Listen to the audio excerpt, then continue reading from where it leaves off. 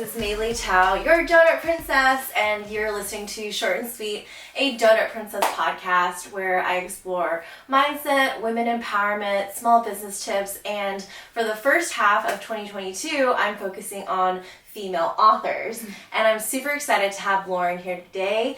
She actually came to our studio here. She's the second ever guest, and I'm super excited to have her here. Thank you so much for coming. Oh, thanks for having me. I love your studio. Thank you. You know, there's a lot of like DIY stuff that happened out of the pandemic, and this was definitely one of them. Awesome. I wish I was crafty. I'm really not crafty. That's one way to really ruin my day, is to have me build something. It's okay. That's why you have your boyfriend do it. I know, exactly. But yeah, so how this podcast is gonna go is we're gonna talk about two like really interesting parts about book writing that I have explored actually writing my own book. Oh. So my mom, you know, she went through this whole journey to come here to America, and for the longest time, ever since I was a little girl, I've always wanted to write a book about her life.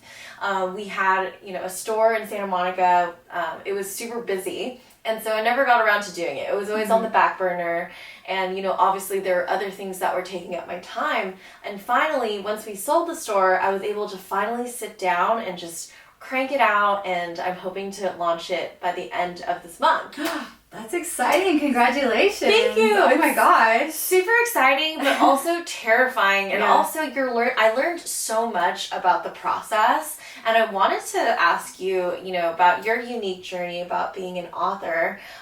When did you decide to go ahead and create Love in Mardi Gras? And she actually brought me a copy of the book. Let me just show you this amazing little gift box that she has for me here.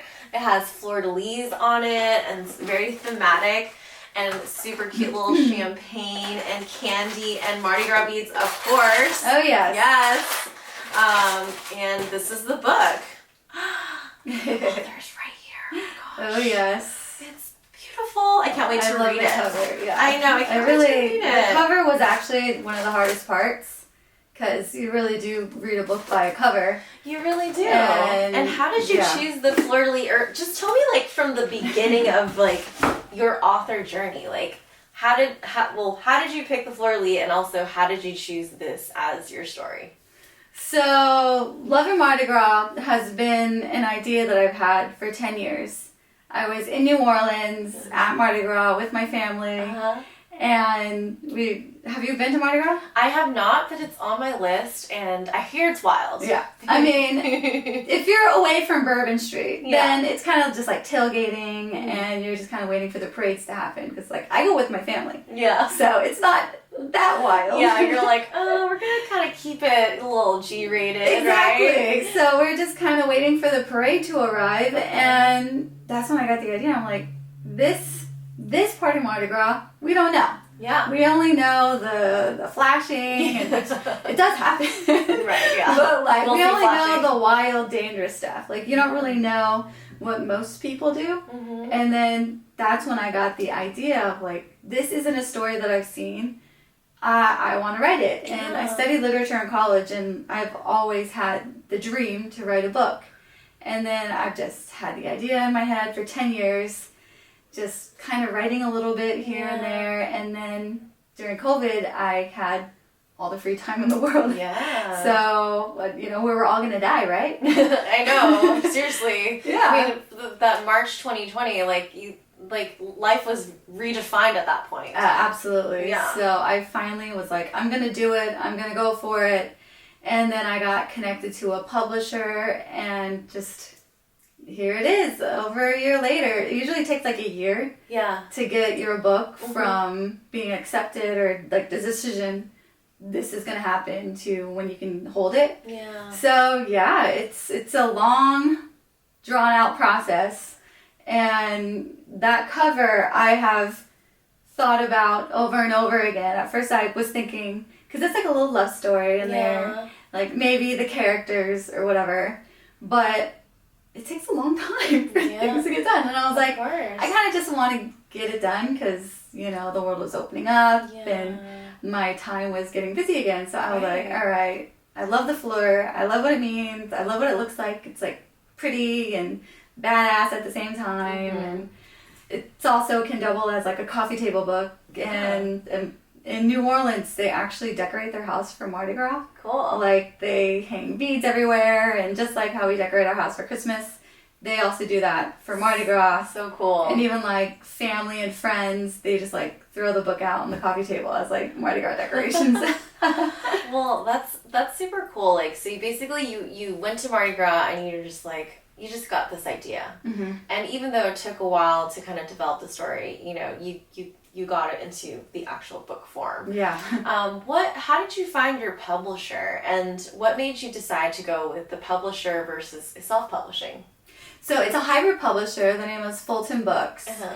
And this family that I used to nanny for, that I'm still really good friends with, their mom, the mother, I've maintained connections with her. She's published 3 books, and she has MS, and that just completely rocked her world, and that kind of made her get inspired to tell her story. And then selling her book, she became like this bestseller, and just like, she's like kind of famous actually. And I'm like, oh wow. So I reached out to her and I was like, who was your publisher, and who did you use? And she was like, she gave me the name. She said Fulton Books. And then, you know, I know that she wouldn't use anything that she didn't really trust. Yeah, like stand behind. Yeah. So yeah, I connected with them. And then did you work with a book agent? No. Okay. Yeah. I tried the querying process, but then it was like, this is going to take another 2 years. And I mean, although we're still in COVID 2 years later, I was like... And there's a new variant that got released, yeah. too. We just read that today. I was like, what? Yeah. No, thank you for that. So yeah, I guess for those of you who are listening, when you want to publish a book, there are a few different ways to do so. Yeah. Most of the time, you know, traditionally you go with a book agent and you sign up with like a publishing house. You can work with a publisher directly, or you can self-publish. And so when you're in the beginning stages of first of all, like writing the first draft of your book, I mean, that in itself is like an accomplishment, but you've got to also, there's just so many other parts of book writing and book publishing that people don't know goes into it. So it's been really cool. I've been interviewing a lot of other authors that are female, and just seeing like the different ways they went. For my book, I'm actually going to be self-publishing. Nice. There's a book agent who, you know, she basically found me, but then she quit her job. Oh no. And because she quit her job, nobody at that house wanted to like take on me as a client. And I was like, you know what? I'm perfectly capable of doing this, so I'm gonna get this done either way. Yeah. But I think one of my biggest questions is like, how has the book, like, what results have you seen the book have? Like, has the book made a lot of money for you? Has it like brought new people into your life? Like, what did the book symbolize once it was done for you? Well, the weirdest part about this is that this was the #1 thing on my bucket list for years. And then now that it's done, I'm kind of like, what's next? Yeah. But, I mean, it has introduced so many people to me. I have a lot of friends in Austria, and then I went there for a friend's birthday party over summer. And then my manager, Hila, who contacted you, she got me connected to a bookstore in Austria. Nice. And, you know, I'm hanging out with them. And I'm cool with the owners, and I'm going to be doing their book club in like a couple weeks.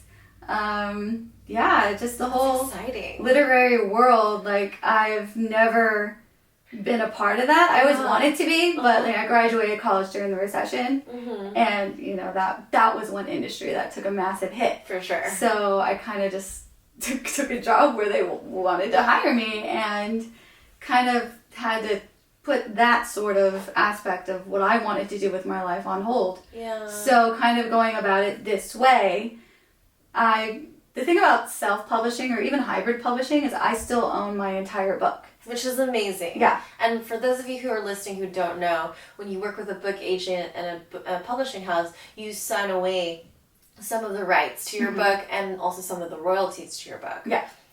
So that's really cool to know. I didn't actually know about hybrid, that you still own the royalties and like the rights. Yeah. And like there's another woman, she runs, it's called the My Librarian app, that I was able to, without even having to ask permission, like, okay, distribute my book through there. I was able to download the EPUB file and get it synced up to that app, and I created an NFT, and I didn't have to ask permission for that. Yeah. So it's like, I would have loved to have like the traditional route, that would have been like easier, but I like having control. Yes. And I mean, like, it doesn't pay my bills yet, but maybe, ideally. Yeah.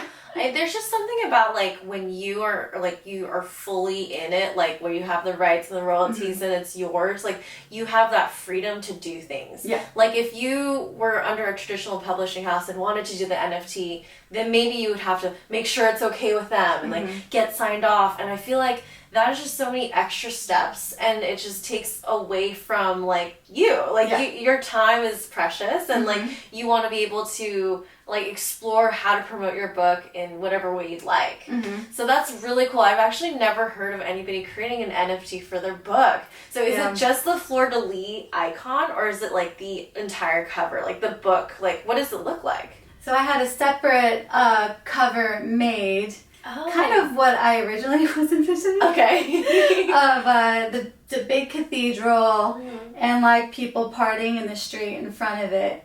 And I had it modeled after the New Orleans Jazz Fest posters, because people, they will collect, those are collector's items in itself, and people, they pay top dollar for that. So I wanted it to look kind of like that. So yeah, I worked with a friend of mine who's a graphic designer, and then another friend of mine who put more like graphics to it to like make it move. Yeah, like swivel or like shake or something. Yeah, and I originally wanted to find a way to have like the PDF be attached to it, but that technology isn't there yet.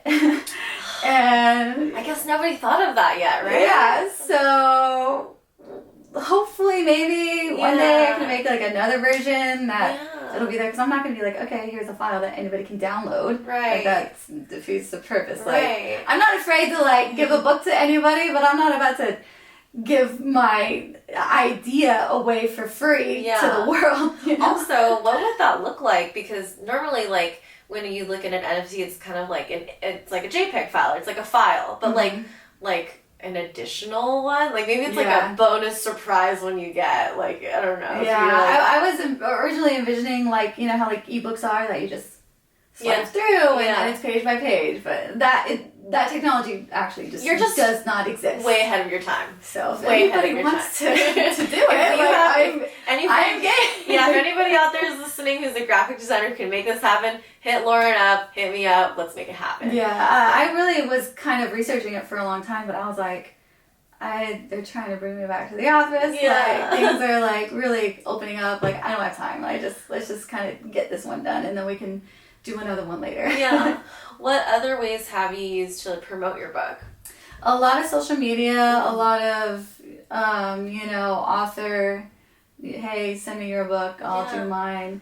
I'm sure you get this a lot. Like, there's like so many people that kind of slip in there and be like, oh, I'll post this for you, $100, blah, blah, blah. Like, a review, if you want to like pay me $75, it'll be like a little shout out to. I'm like, I don't do that. Yeah, like, you're like, nah. Yeah. I'd rather do the organic way. Organic reach is the best way. Word of mouth. Yeah. And you have a manager who helps you with outreach, which I think is so amazing. Like, whenever I get there, like, I'll get there. But I think that's really smart, because I think a lot of the time, is spent through like emails. Emails take a long time, and like if you start to outsource your duties and you kind of just make appearances, like that'd be great. Yeah. One thing that I recently learned is that there's book festivals. Have you ever attended one? I did. I attended the San Diego Book Festival back in December, and that was great. Got a lot of good exposure. Like, what is it like? Like, I've been to music festivals, but I'm sure book festivals are totally different. It is, especially from the author side. Like, so there's something about authors that we're very jealous of each other. I'm not, but like, do you watch Schitt's Creek? I don't know. Oh my gosh. Well, if anybody watches Schitt's Creek, there's an episode where like they're at this like flea market type thing, and there's a guy that's like his rival. Okay. And they're just kind of like staring each other down. They're both like selling soaps, and they're just like totally mean mugging each other. And I'm like, I felt that like, because I had like a banner, I had like some stuff, and it's Mardi Gras, I had music, I had beads and stuff, like, I tried to make it fun. Of course, the theme is Mardi Gras. Yeah. Like, it has to be a party. Exactly. You gotta go with the branding of the book and yourself, so yeah definitely. Yeah, and so like authors, like we had to be there an hour early to set up, and then so we're killing time, everybody's looking at each other's booths, and people were straight up like, oh, okay, like, what is this? You probably just came out, like, with Beyonce, like, Beyonce vibes, you know, you're probably dressed to kill, and you have, like, all the cool, like, you know, visuals and stuff, and they're probably like, damn, I should have been more prepared. They were, and I even, like, overheard someone be like, how come we didn't get a banner like that?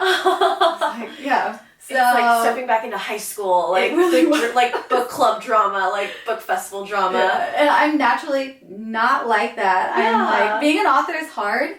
Like, thank God, like, I don't rely on this for my rent. Yeah. Because I'd be freaking out right now. But like, I'm having fun with it. I'm supporting other authors. Like, what originally made me decide to do this was I was listening to the Juicy Scoop podcast, and she had on Gabrielle Stone. Okay. She's written a couple books, and she was talking about her book and her journey, and she how she published it. So I DM'd her. I suck into her DMs. Amazing. For those of you who are out there, DMs are the way to go. They are. Like, it's like a 1 out of 2 chance that they don't answer. Yeah. And so what? But if they do answer, it's like, oh my God. I think the other day, Michelle Williams, like, messaged me or something, and I was like, that's so exciting. It's like just like fan, you're feeling hot. But anyways, continue. Yeah, and I just was like, I was really inspired by your episode, and just what did you use? Yeah. And then so she told me she would use KDP, and then she said to just go for it, that it's the best gift that you'll give to yourself. Oh. And I was like, all right, doing it. I'm gonna do it.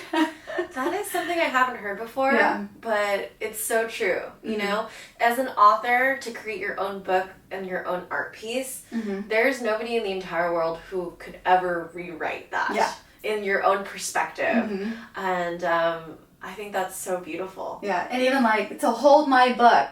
Yeah. And then it's in a few Barnes and Nobles. You can buy it through Barnes and Noble, and like the Barnes and Noble in Huntington Beach and Newport Beach. Like, I went in to sign books during COVID there. Cool. Barnes and Nobles are great. Like, they're actually really supportive of all authors. Nice. Yeah, so yeah, DM them. Yeah. How does that work with them? Like, do you bring like copies of your book, or is it also through KDP? Or through your ISBN number, they can order it themselves. Nice. Yeah, so like I don't have to provide. So they order like an X amount, and then depending on and then you can plan an event with them. Yeah, I mean, that was kind of the downside of releasing this book during COVID, is that like I wasn't allowed to have events. Yeah. So a lot of stuff was just like, okay, I'm signing books, and then them taking a photo of me. Oh, they couldn't like be with you? I mean, they could, but I couldn't have like the party. Yeah. So yeah. But like, it's a Mardi Gras book. Come on. Like, yeah. But now that it's starting to slow down, like maybe you can still do it. You know. Yeah, I was able to have like an outdoor one in Austria. Yeah.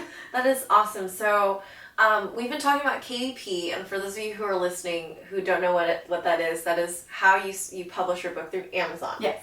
I've actually logged on. It's really simple, and like anybody can go through it. Explain to me a little bit about your experience with KDP. Like, would you recommend it, and like, have you seen more sales from there, or do you find more from different other like bookstores? Well, I mean, my publisher isn't through KDP, but my friends who have, like, they're able to log in and immediately see all their metrics. Yeah. And another friend, Gabrielle Stone, she sold thousands and thousands of copies through KDP, and you can actually hold it, ebook, all that stuff, audiobook. I didn't do the audiobook because I don't really like how I sound. But you could get someone to read it for you. I know, maybe. It's still on the table. I can still do it if I want to. I'll do the sequel. I'll do it. Yeah, oh my god, so there's a sequel coming up. Yeah. Okay, so now let's get into more of like the storyline. So I hear that it's about a breakup. Yes. Okay, breakups are always terrible. I'm sure everybody's had a way that they've broken up that's been really great or really bad. Could you give us some brief details of the breakup? So the characters, yeah, she's engaged and she catches her fiance cheating, and essentially it's a hero's journey. Mm-hmm. So where she's the main person, she's heartbroken, LA and New Orleans both play characters in the book. Like, I really try to bring LA to life because that's where it starts, and then New Orleans is just a hot mess in a good way kind of place all the time. And so she leaves LA. It's kind of a representation of the ex and everything that she's trying to escape, this life that she thought she was going to have. I wish that my ex moved away so that they're just all sprinkling around LA. So then she goes to New Orleans, and that's like another aspect. It's like, I really intentionally made her Latina because I've had some people contact me about optioning my book for a film, and when I wrote the book, and people that I kind of trusted to tell the whole story to over the past 10 years, they were like, this is a movie. Like, I can imagine this. This is a movie. It's fun. It's Eat, Pray, Love mixed with, Animal House, a crazy, girls trip type thing. And so, I kind of wrote it imagining it as a movie. And I really want whoever when it does get made, the actress, the main girl, to be Latina. And not necessarily, she doesn't have to be the Latin community, we're both, she has to be Mexican, she has to this, she has to that. I kind of made her general. Universal Latina. Yeah. So it's fine if a Puerto Rican woman is cast, it's fine if Afro-Latina from Dominican is cast, whatever, but she's clearly Latina. So she's Latina, she's Californian, going to New Orleans, a culture within the United States that's just its own flavor of its own, literally, with its own foods and language and everything. And from there, she's at this new location and she gets changed. She kind of realizes, I don't really need him. She kind of tries to have a little rebound guy. And then masks play a very important role in it because she meets him at a masquerade ball and I can see the movie in my head right now. Everything is about masks, because that's also, in New Orleans during Mardi Gras, if you're riding in a parade, you legally have to wear a mask, because I guess, in Venice, back in the day, when Carnival first started, that was a way to equalize the classes. So if you were, a prince, you could party with everybody, nobody has to bow to each other, all the rules are gone. So they maintain that tradition today in New Orleans. So, masks play a big thing, you're trying to figure out who is who, and then the different layers come off, and she discovers something about him that's a bit of a surprise, and then to the hero's story model of literature, she goes home as a changed person. So she comes back, and she's, ready to go. She's not necessarily heartbroken anymore. She's empowered. And, I travel a lot, so I totally understand, how people can fall in love with the city. Almost every city I go to, I'm I want to live here. Me too. So a lot of people that I know who travel a lot, like myself, they're oh, this is so much fun. This happened to me in London, or this happened to me in New York. A lot of people have been this happened to me. So it's a universal kind of story that everybody, I think, can identify with. That's super cool. So you basically created a character that was really relatable. Mm-hmm. And if you're a Latin woman or not, Mm-hmm. you know, it has to do with traveling and, Yeah. and owning your power and your identity. What specifically about the Latina character did you want to highlight? What makes her Latina? Did she show, like, her Latin roots in her journey? Well, it's a lot about family too. Mm-hmm. She goes and meets family there, Okay. and yeah, just our culture. It's very, very family based. Same with your culture Yes. too. Yes. Yeah, and also just kind of being an immigrant without being an immigrant, because I mean, what makes her unique is not necessarily, at least in New Orleans, she's not necessarily being Latina. It's that she's Californian. Mm. That's the biggest takeaway. But also she's wearing a mask too. So Mm-hmm. her identity was kind of like, masked. It was like you didn't know she was Latina or Californian. Like Mm-hmm. she enters a space where like all of that doesn't matter. Yeah. Mm-hmm. That's really cool. And kind of true to like to Schitt's Creek, which you should like. I know. Levy, was it Jean Levy, and essentially the character of the show, there's like a gay son, Mm-hmm. and like he falls in love, and they really wanted to create a world where hatred and all that stuff doesn't matter. Yeah. The show takes place in a small town, which you would think, okay, they're not going to be nice to him, but they intentionally wrote in the show to not have that be an issue. And I really kind of wanted that to be reflected in my book. Yeah. Like with, any of the gay characters, anything else, like, that's not an issue. Like, it's family, they're friends, it's party, it's Mardi Gras, there's no rules, it's all fun, and we can all get along, like, we can all bond over this one thing. I love it. I mean, I can't wait to read it, and it's got a lot of elements that I'm interested in.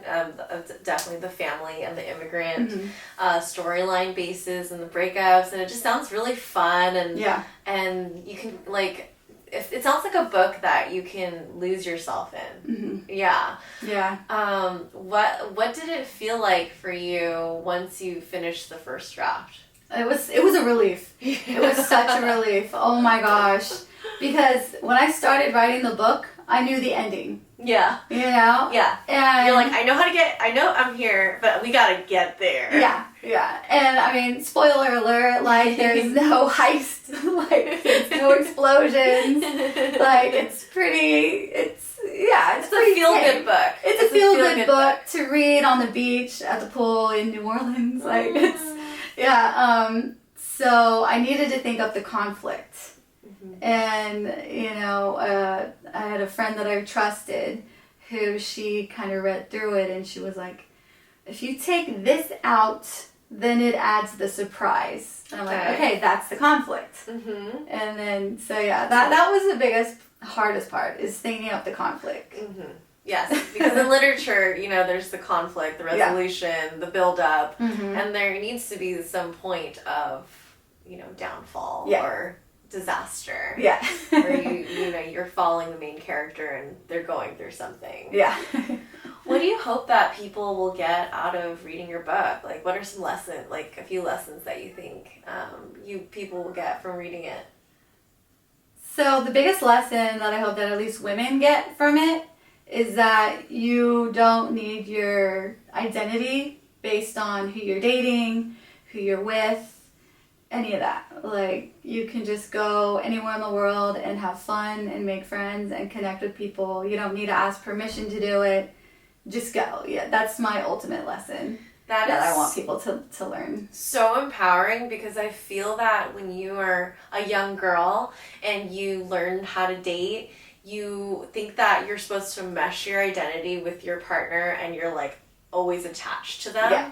And I feel like even when I first started dating, I remember I would get really upset when they're like, oh, like, you're so-and-so's girlfriend. It's like, no, like, I have a name. My name is Millie, and, like, that's what you're going to call me. Yeah. And it just goes to show that, like, women have their own identities, and I feel that when girls are going to read your story, they're going to have the courage to do that, to go out and travel, to go out and be free without, like, you know, having a boy or swiping, you know, trying to depend on the love of another man to, like, define them. Yeah. And another thing is, I just really want people, I mean, ideally, because every restaurant that I mentioned in there, every street corner, every bar, it's a real bar in New Orleans. So, like, you know how they have, like, the Sex and the City tour, like, where you can go, like, all the Sex and the City stops. Like, I would love it if maybe people would, like, be like, oh, let's go to New Orleans. Oh, I've read about this bar in the book. Like, let's go there. And then they're able to be like, oh, okay, I get what that character was experiencing here. Oh, so this is what that drink tastes like. Or, oh, yeah, this is a really beautiful hotel. Yeah, like, basically, like, bringing the book world, like what you read in the book, into real life. I think that's such a cool, like, experience-based thing that you could create, you know, like a kind of like a scavenger hunt or like a guide on, like, how to live in that story. Like, that's really, really cool because it's fiction, but there's non-fiction elements to it. It's not real. Like, that's what people have been like, who? Because, okay, like, one of the things that I kind of told my friends, like, I was like, some of these characters you might recognize, you know? And then they'll be like, who, am I that one? And I'm like, no, you're a little bit of that one. You're a little bit of that one. And, you know, a couple of people have been like, was that this ex-boyfriend? Like, are you inspired by that breakup? And I was like, kind of, but not really. I think it's like maybe every guy that I've ever dated. And then I've had a couple friends who have had some pretty dramatic breakups. Yeah. And so, with permission, I'm like, hey, can I use that? Well, like, that's really kind of you to do that. But I feel like, of course, like, you're going to base it on maybe a person or two that you know. Or maybe you're a family member or two that, like, you draw their characteristic traits because they're interesting. Yeah. And they're unique. And that's another thing with you writing a book. It's like nobody can ever find those traits from, like, your friends and family and see it through your lens. What do you think you know, a Latin woman who's reading this will feel once they read it? I think she'll feel seen. I think any Latin woman or any real woman in general will be like, I felt that way too. Yeah. Like, a friend of mine who I've talked to a little bit every now and then, went to college together. Yeah. She was like, I resonate with her, like, laying in bed, staring at the ceiling, wondering what went wrong when she was, like, going through her divorce. Yeah. You know? Like, we all I go just through... think that they'll feel seen. Yeah, and, like, I love that you've created something for Latin women to feel seen. Just like immigrant women, you know, we come to this country and, you know, you think it's a melting pot of acceptance, but in many ways it's not. And there's judgments, there's stereotypes. And one of the reasons why I feel like women empowerment is such an important thing through what we do in our work is, yes, there are other works out for it, but there is nothing out there that shares your view of what it's like to be an immigrant or to be somebody who's not seen. Like, you basically are paving the way, number one, for other girls to write their own stories who share similar backgrounds, but number two, like, creating the space so that when a Latin woman or an immigrant woman or any woman is reading it, they can identify with the emotions that women go through, and the experiences that we go through, and it helps people feel like they're not alone. Yeah, and then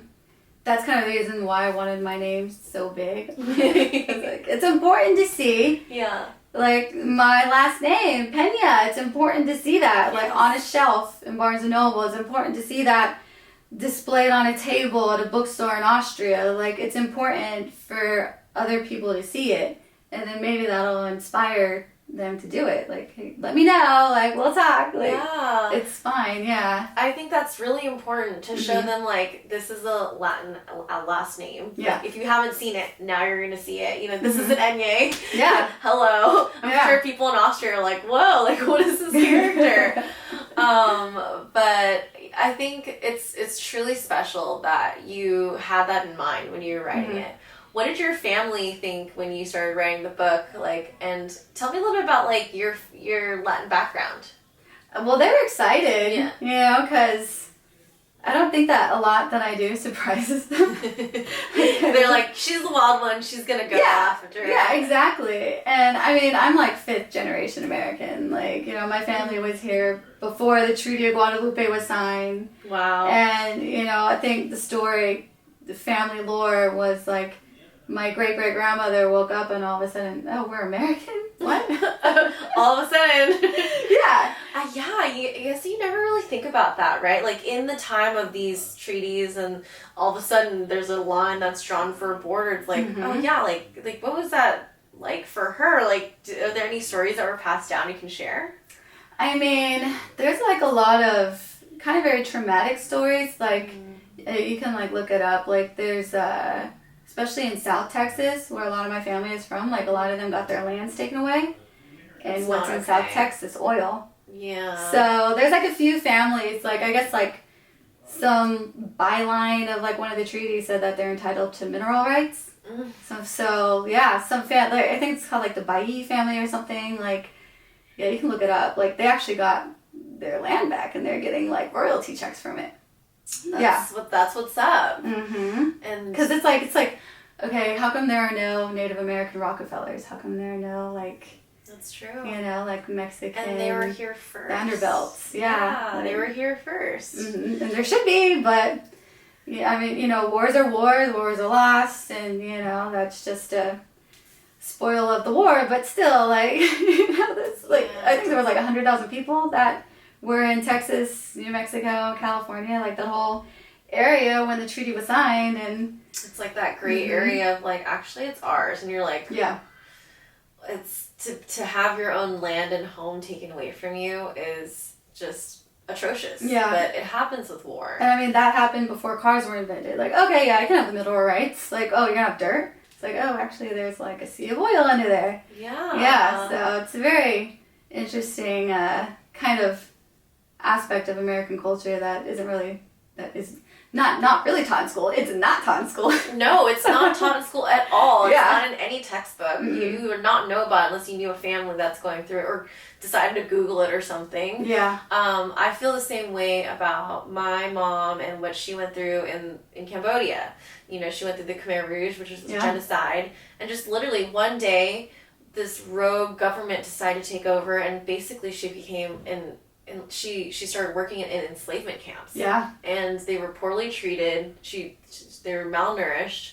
And, like, to escape, you know, she, traveled by foot, like, across the country, lived in the jungle, went down, like, these, like, crazy bomb-filled mountains. And it's like, our ancestors' survival stories are so incredible that when we think about our impact today, you know, it might look a little different than, like, you know, going through what they went through. Yeah. But it's up to us to really highlight our culture and our lens so people can see through it.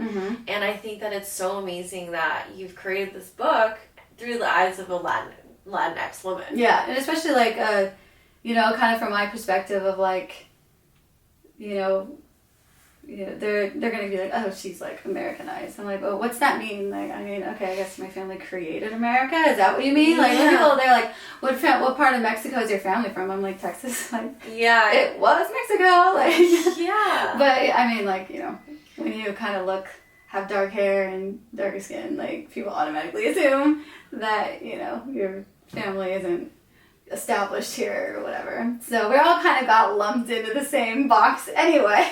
Yeah. So, like, you know, there's a lot of kind of like internal strife between our community of like, ew, you're not as much as... For sure. Like purebreds or like... Yeah. I'm like, well, I'm purebred Mexican, but just because I only have an American passport, like, okay, I don't know what that means. Yeah. I'm still on your side. Like, we're all still human. Yeah. Also, I won an award for my enchiladas, so I make the best enchiladas in the world.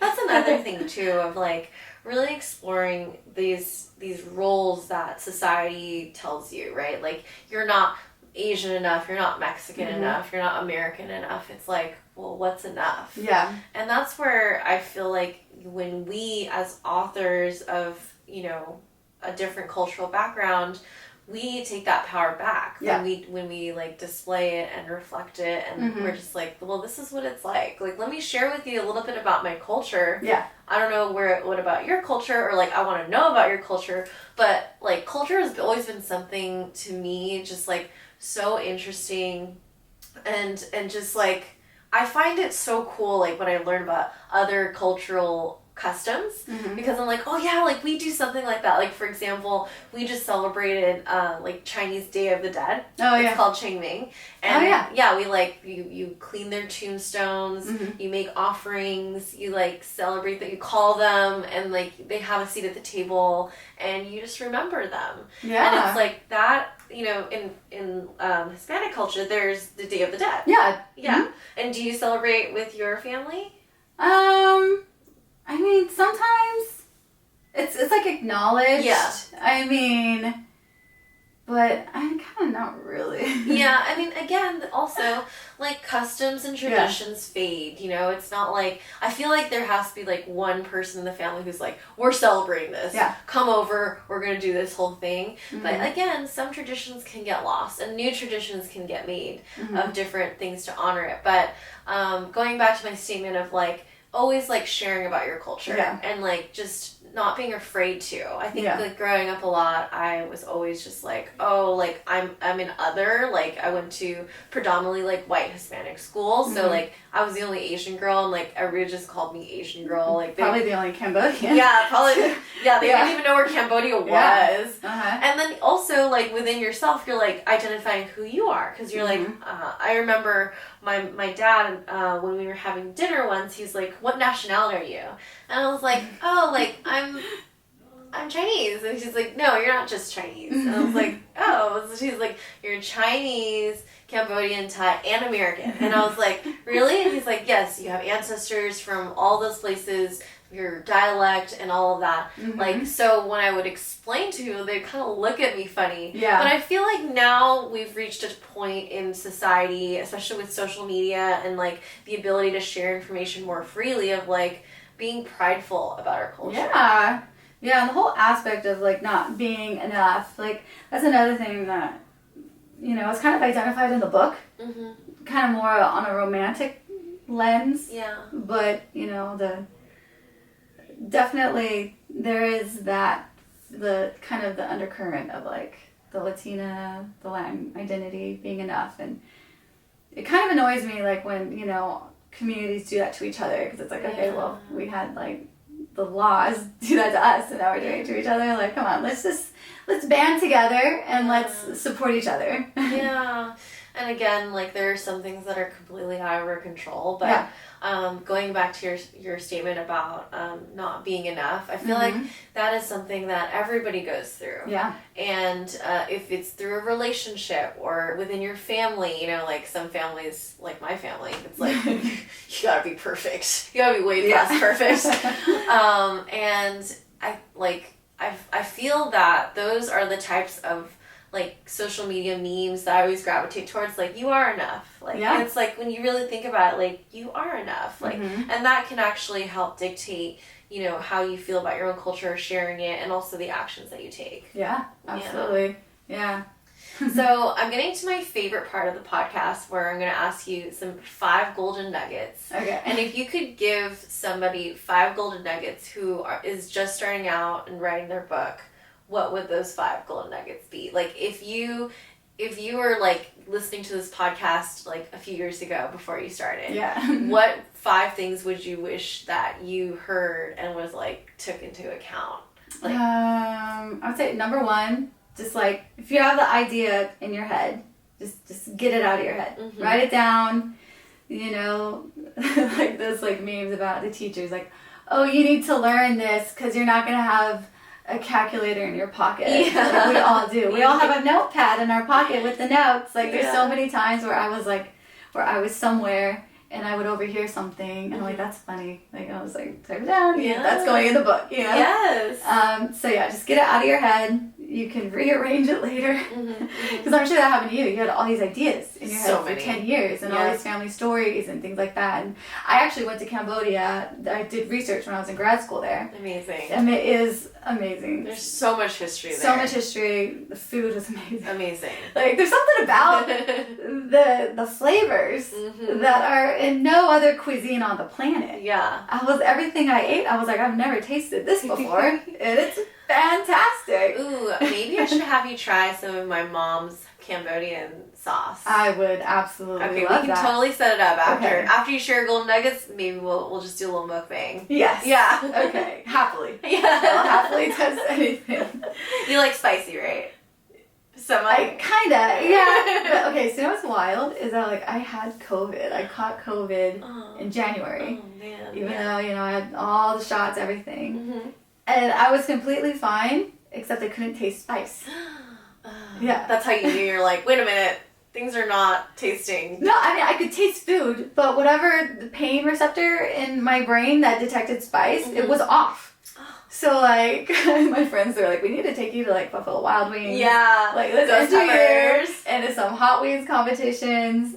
And it's kind of slowly coming back. Okay. I don't know if it's because I was, like, just having fun, and I was like, ooh, I can taste this. Yeah. You know, or just, like, I was having lunch with a friend, and she was like, ooh, that's a little spicy. And I was like, oh, let me try it. I was like, I don't. It's still happening. Yeah. So, man. I hope you can taste do it. like spice now. Okay. Yeah. Okay. So, okay. I'll try it. Happily. Alright. So, okay, yeah. So, number 1, get out of your head. Number 2, I would say, would be, you know, just like what Gabrielle Stone told me. Like, yeah, I would have loved to have gone the traditional route with an agent and all that stuff.